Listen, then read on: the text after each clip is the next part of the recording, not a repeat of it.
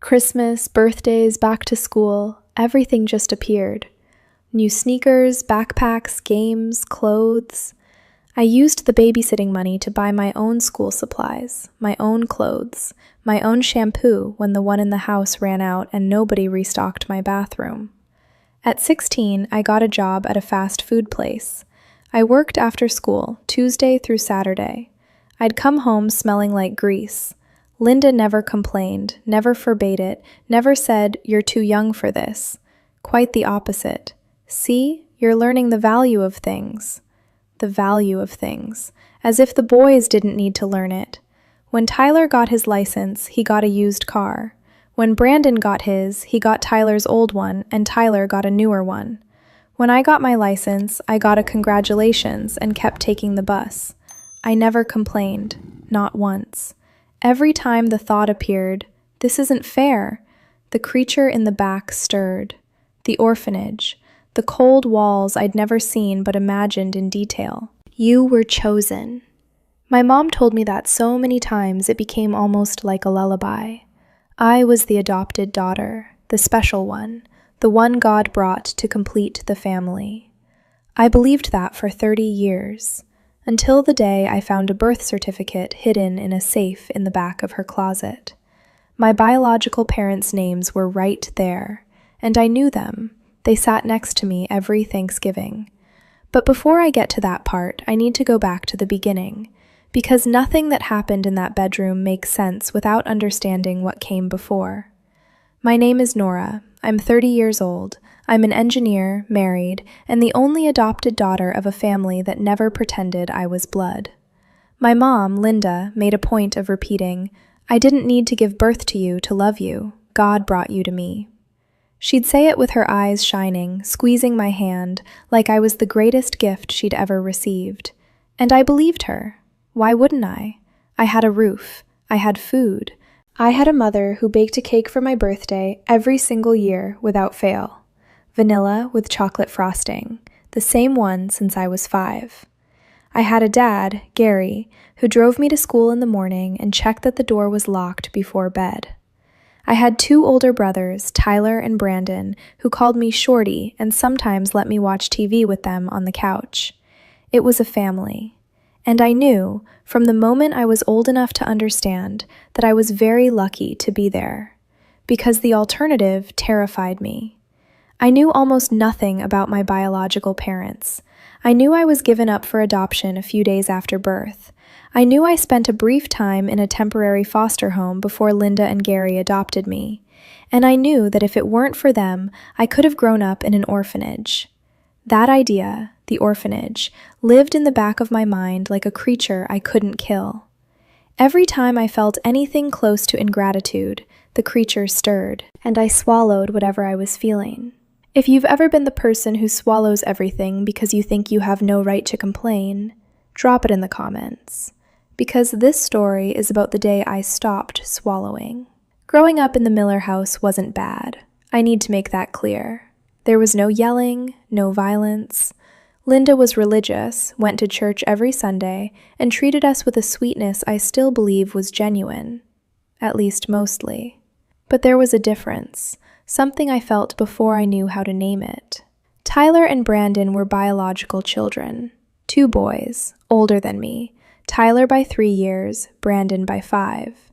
When I came home from school and told my mom something, she'd listen with a smile.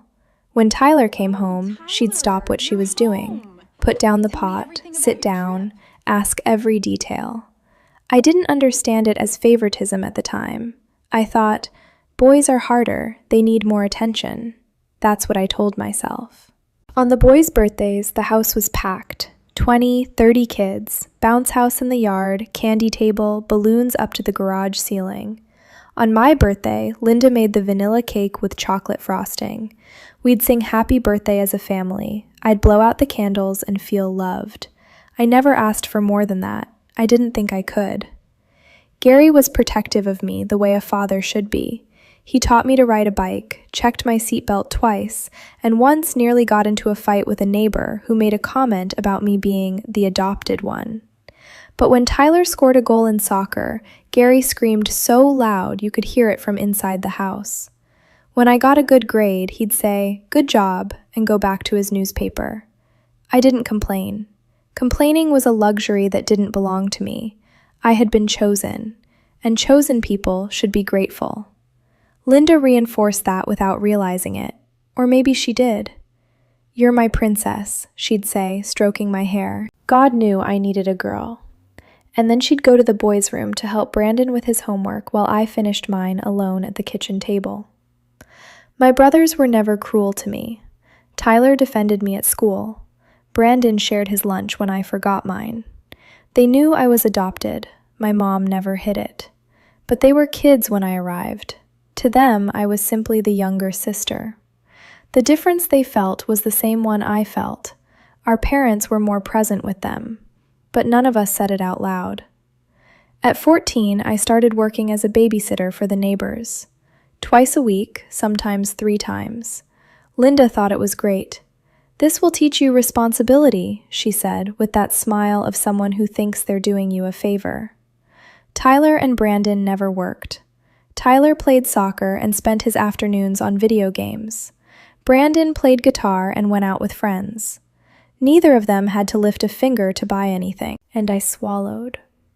Linda kept making my cake every year, vanilla with chocolate frosting, and I kept blowing out the candles, thinking that was enough love.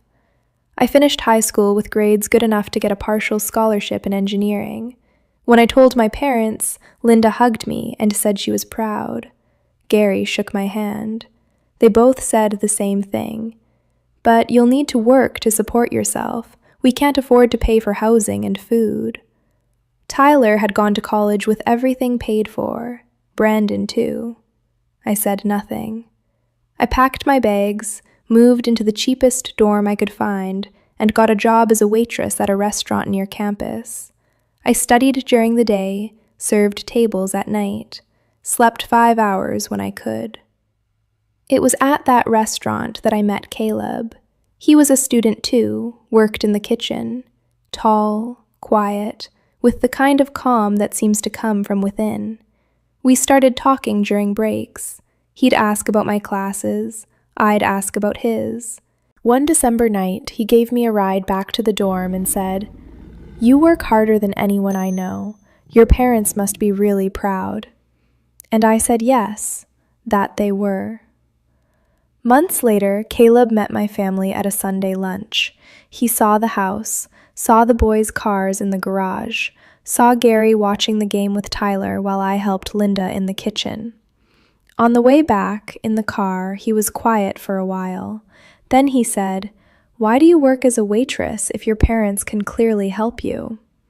I changed the subject. He didn't push it.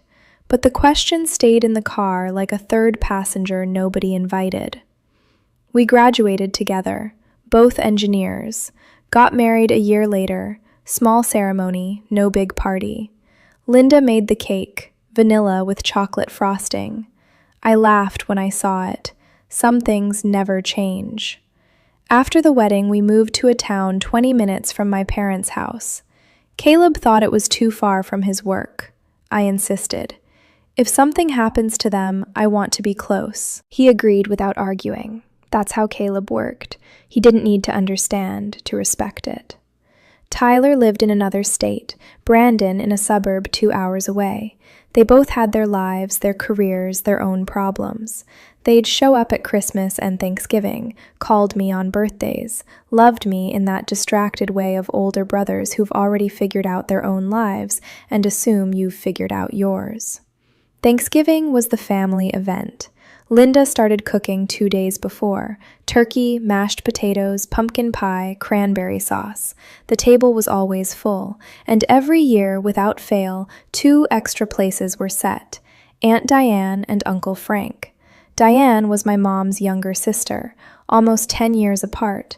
She was beautiful in a way that turned heads, always well-dressed, hair always done, a perfume I could smell before she walked into the room. Frank was an engineer like me, funnily enough, worked at a big company. They lived 40 minutes away and showed up for the bigger holidays. Diane was polite with me. She'd ask how I was, comment on the weather, compliment Linda's cooking. But that was it. She never pulled me aside to talk, never gave me a birthday present. She and Frank had 2 kids who ran around the house like they owned the place. Loud kids, full of energy. Diane was attentive to them in an instinctive way I thought was sweet, but never thought much about. Gary sat at the head and carved the turkey. Linda thanked God for the family being together. And I'd look around the table, grateful, not knowing that the answer to my entire life was sitting right there in front of me. The call came on a Tuesday morning. Linda had slipped in the bathroom. Compound fracture of the tibia. Surgery, pins, a cast, and the doctor's orders. Absolute rest for at least 6 weeks. No stairs. I called Tyler. Man, that's rough. Keep me posted, okay? I called Brandon. I'll try to come this weekend. I hung up the phone and looked at Caleb. He already knew what I was going to say. I'm going over there. We set up a makeshift bed in the living room. Linda couldn't go upstairs to the bedroom. I started going every day, early morning until night. I bathed her, made the meals, did laundry, cleaned the house, managed the medications. Gary tried to help, but was clumsy with those things. He always was. The boys showed up when they could. Tyler came one weekend. Brandon sent messages asking how she was doing. I didn't complain. I was the daughter who lived nearby. I was a woman. It was easier for me. Linda was grateful in a way I'd never seen. She'd hold my hand when I adjusted her pillow. She'd say, "Thank you, my daughter," with a choked voice. For the first time in my life, I was the priority. And as beautiful as it was to hear that, a part of me knew I was only the priority because nobody else showed up. One afternoon, while Linda slept in the living room, I went upstairs to tidy up her bedroom. The clothes had piled up. I opened the closet and started folding and putting things away. When I pushed the hangers aside to organize better, I saw something I didn't expect. Behind the hanging clothes, built into the wall, a safe. Small, gray, with a numeric keypad, hidden behind the coats nobody wears in summer. I had never seen that safe. Small, gray, heavy. It had a numeric keypad, 6 digits. I knew the password. Linda used the same combination for everything. The first 2 digits of each child's birthday. Tyler, Brandon, me. In that order. She thought it was poetic when she created it. That way you 3 are always protecting what matters, she told me once when I saw her typing in the bank password. I typed it in. The safe opened with a dry click. Inside, a stack of old bills, dollars that looked decades old. An envelope with yellowed photos of people I didn't recognize. A young woman holding a baby. The photo was so old the colors had turned sepia. Property documents for the house. Old bank statements. And at the bottom, underneath everything, a brown envelope, thin, sealed with tape that had already lost its adhesive. I opened it. A birth certificate, with the state seal, the notary stamp, the date, my date of birth, my name, Nora. The same name. My biological mother gave me this name before handing me over, and when Linda adopted me, she kept it, changed the last name to Miller, but the name stayed. 30 years of being called Nora, and I never knew it was the woman I called Aunt who chose that name. And 2 names in the parents field. I read it once, read it again, read it a 3rd time because my brain refused to process it. Mother's name, Diane Holloway. Father's name, Frank Holloway. Aunt Diane, Uncle Frank. The people who sat at the Thanksgiving table every year, who complimented Linda's turkey, who politely asked me how I was doing and never waited for the answer. My legs gave out. I sat on the floor of my mother's bedroom with that paper in my hands, and the entire world rearranged itself around me like a puzzle that finally made sense. And the picture was horrible. I came down the stairs with the birth certificate in my hand. Every step felt like I was carrying the 30 years that had brought me there.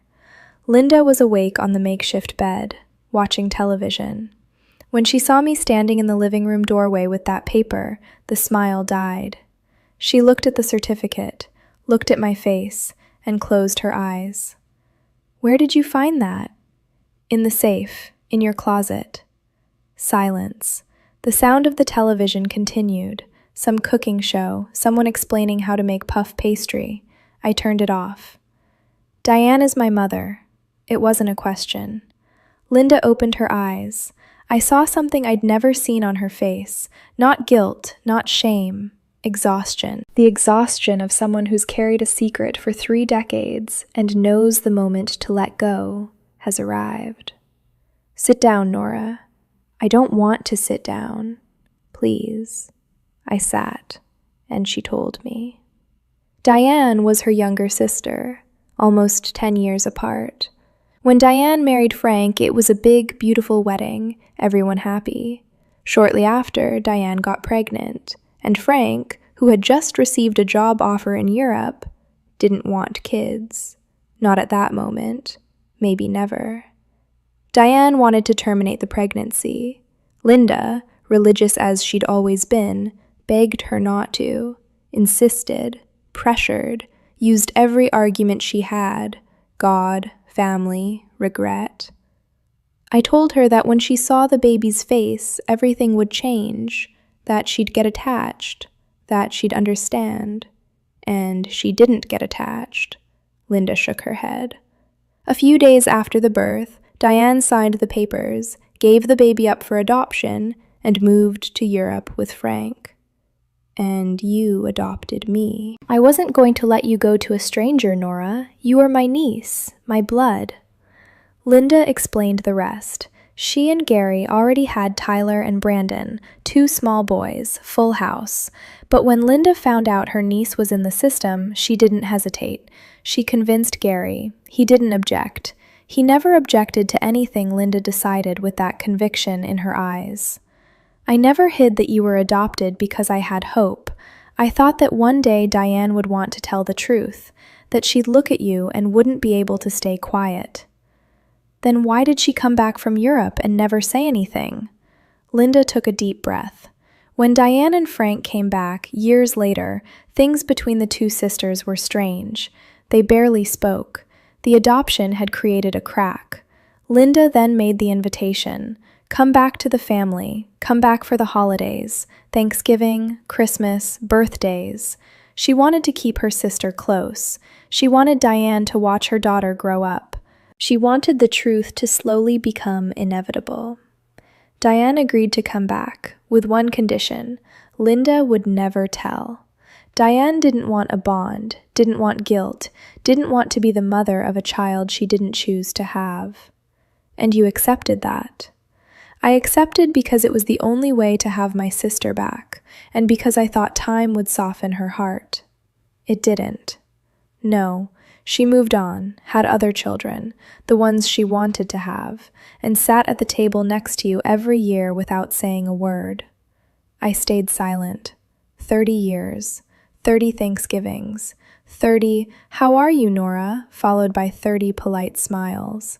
And underneath it all, the truth. That woman gave birth to me, gave me away, and pretended I was just her sister's adopted niece. Linda was crying. I wasn't. "I love you, Nora. I need you to know that. It wasn't out of obligation. It wasn't out of guilt. I wanted you, from day one." I looked at her, leg in a cast, hair pulled back any which way, face swollen from crying, and said what I felt.